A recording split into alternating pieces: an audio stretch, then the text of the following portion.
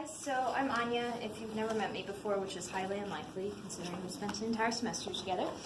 Today you're a 4th grade classroom and we will be going over the story of The Princess and the Kiss. Now it may be unfamiliar because it's not used in schools because it's a Christian book, but here it is. Now this story goes over this princess, and she's born to her parents, and they give her a kiss, and they keep it hidden up until she's come of age, and then they tell her, you can give this kiss to any man of your choosing, but be wise about it because once you've given it away, you don't have it anymore. So the standard that I'll be covering in this lesson is describe in depth a character, setting, or event in a story or drama, drawing on specific details. And the objective will be that students will list 3 character traits using specific details found in the text.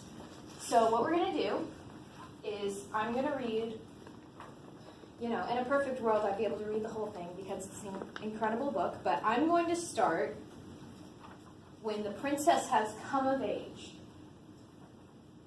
and she's found her kiss. Her parents have brought her up to the place where they kept it. And now she's about to encounter her first suitors. Now, here's how we're going to do this. There are 3 suitors that the girl comes across.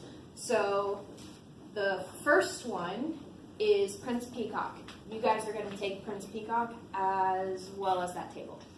And then the next one is Prince Romance, and you guys are going to take Prince Romance.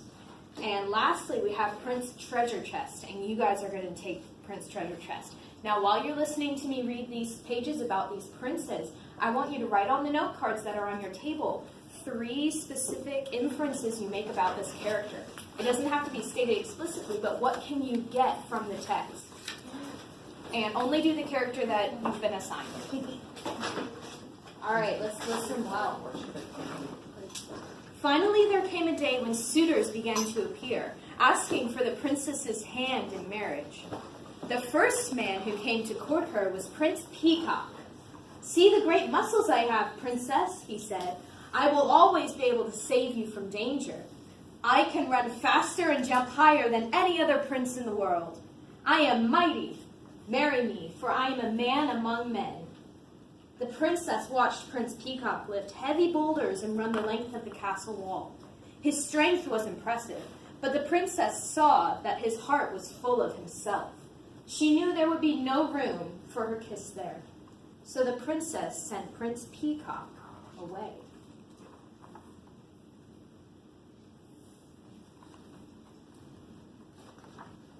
The next day, Prince Romance came to visit the princess. He brought dozens of roses and boxes of chocolates. "I can take you to many far-off places, princess," he said. "We will eat the choicest of foods. We will see marvelous sights. Marry me, princess. Every day will seem like a honeymoon if you are with me." The princess thought about what Prince Romance had said. It sounded very interesting and exciting, but the wise princess knew that honeymoons and wonderful feelings could not last forever. The prince would soon lose interest in her kiss.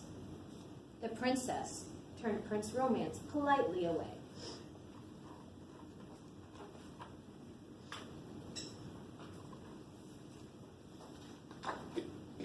On the following morning, Prince Treasure Chest came to call.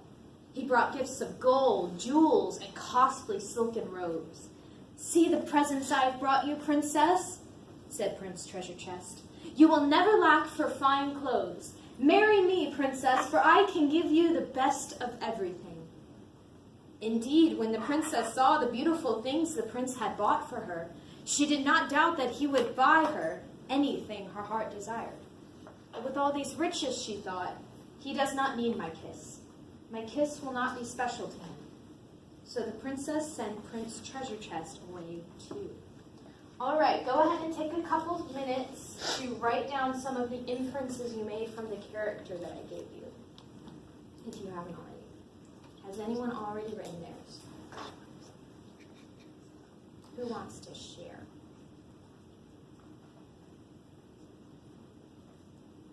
Sarah, thank you. So we have Prince Peacock, and he's himself and just not thinking of others, like super selfish. Yeah. All right, what'd y'all get for Prince Romance? I said he wanted to take her a lot of places and like he would treat her good, even like the honeymoon phase was over. Like he still wanted to like be that guy for her. All right. And what'd y'all get for Prince Peacock? Wait, no, I already did Prince Peacock. Prince Treasure Chest. I think that was us. Yep. What'd you get? You said like he has a lot of money. Too much money to know what to do with. Nice. All right. So at this point, students would be writing down inferences. For phonemic awareness, which we won't have time to do today, they'd listen to a recording of what you see on the board. Now this is a simple rhyme that's used. It's I farm, I plow, give me 2 seeds, I'll make it grow. And it's a little song, and they come up with a lot of different stanzas for how great you are. But that's just one example of it. So students would hear this, they'd hear the pattern and how it would work, and they'd look at their inferences, and they'd make one up for their own prints. But they wouldn't write it down, so they'd have to rhyme the 2 words. So on here, what are 2 words that we see that rhyme? Is there another one? No, there's not. Good job. So what students can do after they come up with a rhyme is they'll write it down, and then they'll figure out how many syllables are in each line. And that's what we're going to do for phonics. So with your tables, get together all your inferences. There's a piece of notebook paper in the middle of your table. Have a writer, and figure out what you could do to rhyme for your prints. What are they proud of? What could they do? What did they flounce? And use the inferences you made as notes, and go ahead and do that.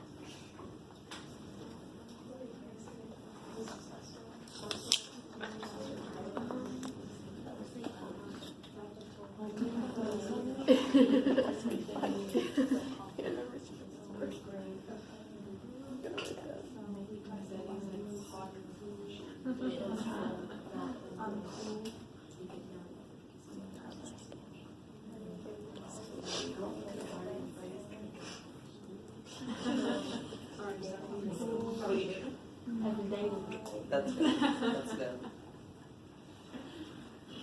Wow. I knew we had a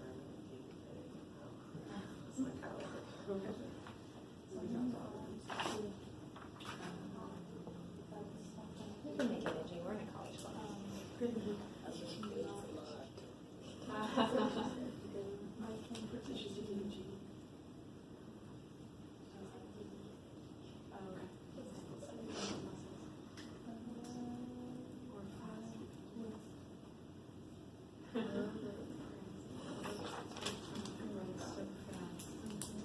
All right, who's finished one? All right, back table. So we have Prince Romance. Nice. So we did honeymoon phase is always great, make me your prince, and every day will be a date. Nice. I wrote, money, money, money must be funny in a rich man's world. Nice. All right, what do you guys get? I'm cool, I'm hot, I can protect you because I lived a lot. Mood. All right, so for faith integration really quick, use 1 Peter 3:3-4, which basically says outer beauty is fleeting, but inner beauty is what matters. In the end, the girl finds a common farmer boy who also has a kiss and has been saving it his entire life. And so they get married and have a child. Spoiler there. So just reinstating with students that they don't have to worry about what's on the outside because it's what's on the inside that counts. Thanks.